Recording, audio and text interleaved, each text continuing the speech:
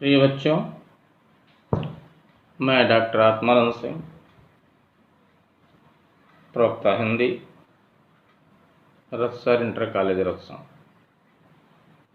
मैं पिछले दिनों से ही पढ़ा रहा हूँ वासुदेव शरण अग्रवाल को राष्ट्र का स्वरूप। उसका आगे का पार्ट है, चैप्टर लंबे हैं, पाठ बहुत लंबे हैं, इसलिए खंड खंड में पढ़ना ही उचित होगा। जन का जो पार्ट है उसका शेष पाठ है, माता अपने सब पुत्रों को समान भाव से चाहती है। इसी प्रकार पृथ्वी पर बसने वाले जन बराबर हैं, उनमें उच्च और नीच का भाव नहीं है। जो मातृभूमि के उदय के साथ जुड़ा हुआ है और वह समान अधिकार का भागी है। पृथ्वी पर निवास करने वाले जनों का विस्तार अनंत है। नगर और जनपद, पुर और गांव, जंगल और पर्वत नाना प्रकार के जनों से भरे हुए हैं।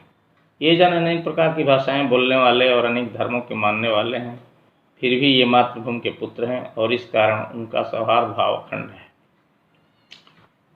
सभ्यता और रहन सहन की दृष्टि से जन एक दूसरे के आगे पीछे हो सकते हैं, किंतु इस कारण से मातृभूमि के साथ उनका जो संबंध है उनमें कोई भेदभाव उत्पन्न नहीं हो सकता।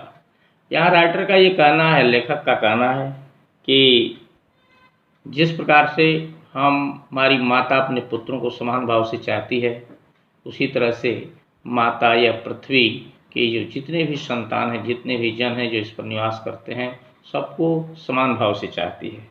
उनमें कोई वो भेदभाव उत्पन्न नहीं करती। इस पृथ्वी पर जितने वाले बसने वाले लोग हैं उनमें उच्च नीच का भाव नहीं है। हमारे अंदर उच्च नीच का भाव जरूर है, लेकिन माता के अंदर अपने बच्चों, अपने संतानों के प्रति उच्च नीच का भाव उसके अंदर नहीं है। मातृभूमि के साथ जो भी व्यक्ति जुड़ा हुआ है वह उसके संसाधनों में, वह उसके यश में बराबर का भागीदार है।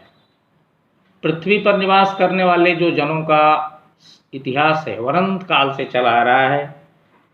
राइटर का कहना है कि नगर और जनपद, पुर और गांव, पर्वत, जंगल, नाना प्रकार के जनों से भरी हुई ये पृथ्वी है।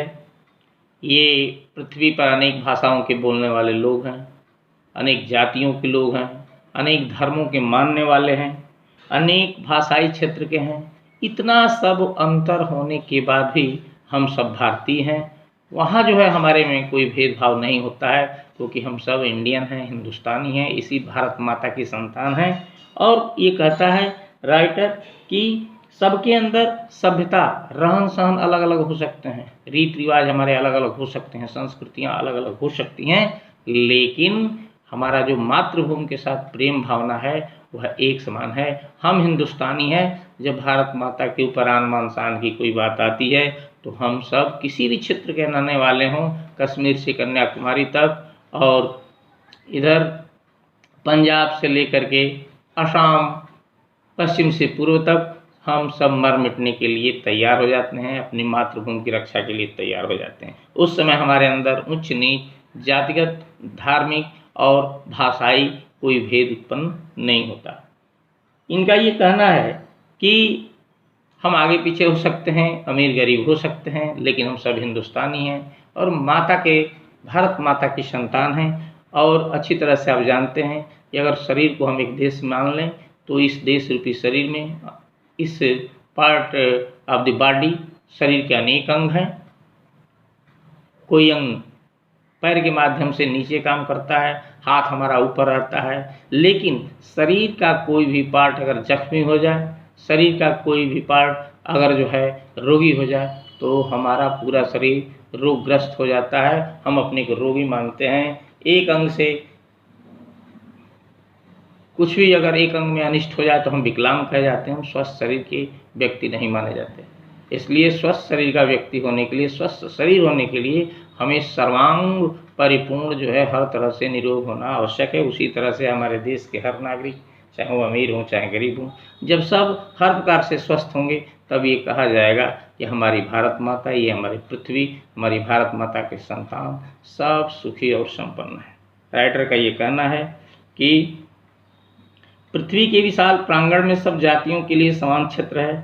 समन्वय के मार्ग से भरपूर प्रगति और उन्नत करने का सबको एक जैसा अधिकार है। किसी जन को पीछे छोड़कर राष्ट्र आगे नहीं बढ़ सकता। अतएव राष्ट्र के प्रत्येक अंग की सूझ हमें लेनी होगी। बहुत अच्छी बात इन्होंने कहा। समन्वय शब्द जो आया है, समन्वय का मतलब है सामंजस्य बैठा करके, एक दूसरे से तालमेल बैठा करके, अर्थात सबका महत्व है इस धरती पर। हर चेयर पर हर व्यक्ति का हर एक दूसरे के सामने उसका महत्व है, चाहे छोटा हो बड़ा हो। इनका ये कहना है कि समन्वय सामंजस्य का भाव उत्पन्न करते हुए इस देश में प्रगति और उन्नत करने का सबको एक समान अधिकार है।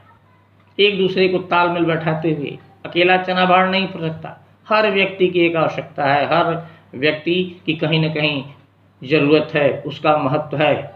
हम बड़ा छोटा अपने मन से हो सकते हैं, लेकिन समझने वाली बात यह है कि बड़ी रेखा साबित करने के लिए उसके अंदर उसके नीचे एक छोटी रेखा छोटी रेखा होना आवश्यक है। बड़ा आदमी के लिए छोटे व्यक्ति का होना आवश्यक है। अगर छोटा व्यक्ति नहीं हो तो बड़प्पन किस बात का, किस चीज़ का बड़ा, क्या पैमाना है आपका कि आप बड़े हैं। उसी तरह से अगर बड़प्पन के लिए छोटा का होना आवश्यक है तो ये समझिए कि बड़े के साथ छोटा होने का महत्व बहुत बड़ा है। इसलिए हम एक दूसरे को आपसी तालमेल के साथ छोटा बड़ा स्वीकार करते हुए यह मान करके इस संसार में सबका समान भाव और समान जो है प्रतिष्ठा है एक दूसरे के प्रति, अगर इस तरह का ख्याल करते हुए हम सब उन्नत करने का मार्ग अपनाते हैं तो हम सबको भरपूर प्रगति और उन्नत करने का एक समान अधिकार है।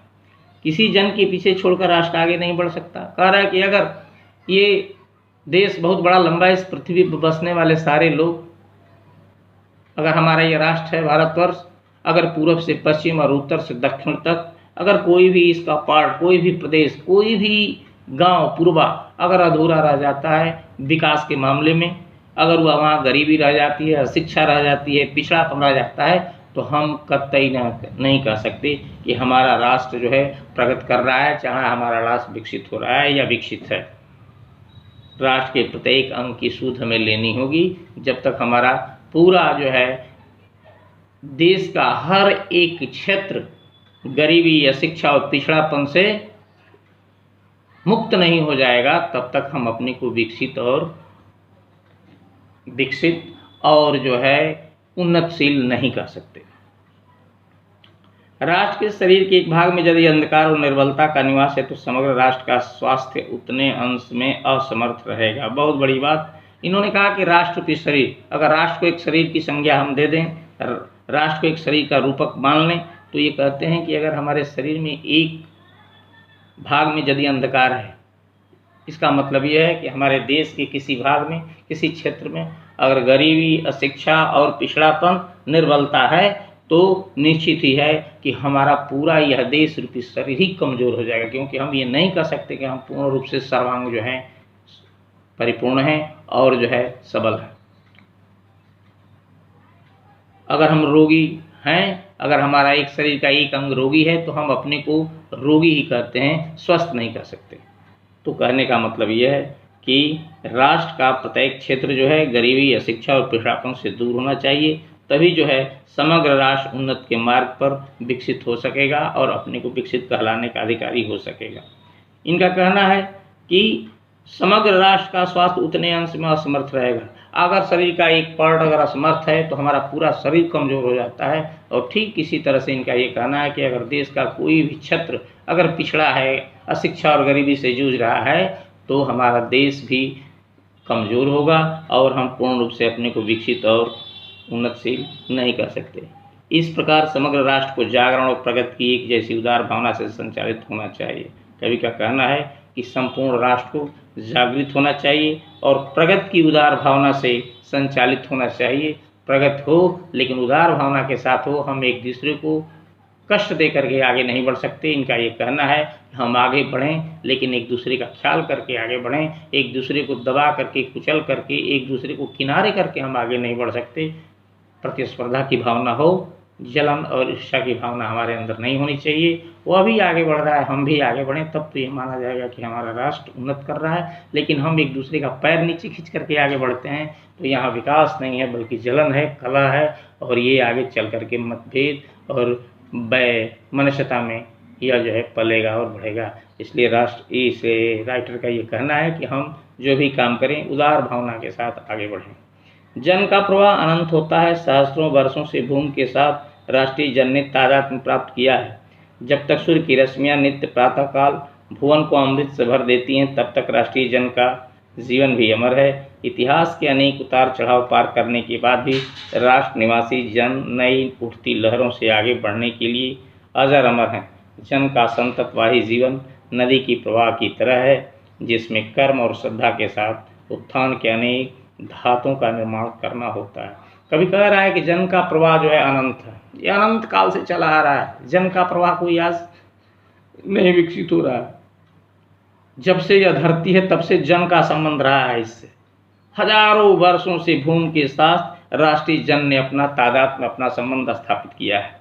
और राइटर का ये कहना है कि जब तक सूर्य की किरणें हमें प्राप्त होती रहेंगी प्रातःकाल, तब तक जो है राष्ट्रीय जन का जीवन जो है अमर रहेगा। इसका क्षरण होने वाला नहीं है, इसका नाश होने वाला नहीं है। इतिहास के अनेक उतार चढ़ाव के बाद भी यह भारतीय जन नई उठती लहरों के साथ आगे बढ़ता रहा है। और ये कहता है, राइटर कह रहा है कि जन का संततवाही जीवन नदी की प्रवाह की तरह है। ये जो मनुष्य का जो जीवन है नदी के जल की धारा की तरह से, जैसे नदी की जल की धारा निरंतर गतिमान और प्रवाहित होती रहती है, वैसे ही यह जन का प्रवाह रुकने वाला नहीं है। अविरल गति से हमेशा जो है यह आगे बढ़ते रहेगा। और आगे बढ़ने का 2 मंत्र इन्होंने बताया कि हम आगे हमेशा बढ़ते रहेंगे, लेकिन किस आधार पर? कर्म और श्रद्धा के द्वारा। कर्म और श्रद्धा, निष्काम कर्म करें और श्रद्धा हो, बिना लोभ लिप्सा के हम अपने कर्तव्य का पालन करें। किसी के प्रति आदर का भाव है तो वो हम करें। अगर इस प्रकार का हम काम करते हैं तो निश्चित ही है कि यह जो है जो हमारा जीवन है वह जो है नदी की जो धारा की तरह से जो ये हमारा संततवाही जीवन है, यह आगे भविष्य में अनेक कीर्तिमान स्थापित करेगा, अनेक बिंदुओं और स्तंभों का निर्माण करेगा। यह पार्ट जन का खत्म हुआ। अब संस्कृति का पार्ट है। मैं पुनः संस्कृति का पार्ट अगले पार्ट में पढ़ाने की कोशिश कर रहा हूँ, क्योंकि लंबा होने पर ये वीडियो जा नहीं रहा है। तो अभी इसके बाद मैं फिर दूसरा वीडियो तैयार कर रहा हूँ।